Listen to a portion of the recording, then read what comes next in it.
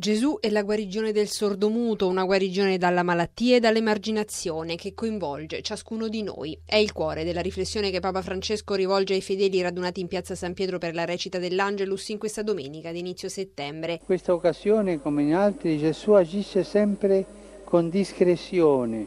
Con questo atteggiamento egli ci insegna che il bene va compiuto senza clamore, senza ostentazione, senza far tonare la tromba, va compiuto in silenzio. Quindi il Papa si sofferma sul significato dei gesti che Gesù compie su quest'uomo, gesti che ne mostrano sia la vicinanza all'umanità sia l'unione con Dio. Mise le dita nelle orecchie del sordomuto e con la saliva gli toccò la lingua, poi alzò lo sguardo al cielo fino a pronunciare la parola Effatà, che significa apriti. Diventiamo dunque anche noi protagonisti dell'Effatà, del miracolo e dell'apertura che Gesù ha compiuto sul sordomuto. È questo l'invito del Papa. Si tratta di aprirci alle necessità dei nostri fratelli sofferenti e bisognosi di aiuto, rifuggendo l'egoismo e la chiusura del cuore.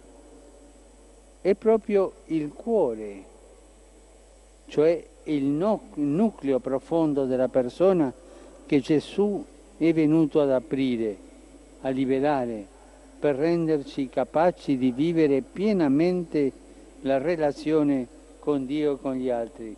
Poi, al termine della preghiera mariana dell'Angelus, il Papa ha menzionato le celebrazioni e le iniziative dedicate alla famiglia in corso al santuario di Loreto, in occasione della festa della Natività di Maria, e ha poi chiesto un applauso di saluto per la nuova beata proclamata oggi a Strasburgo, Alfonsa Maria Eppinger, fondatrice delle Suore del Santissimo Salvatore, una donna, l'ha definita, che soffrendo, tacendo e pregando testimoniò l'amore di Dio soprattutto a quanti erano malati nel corpo e nello spirito.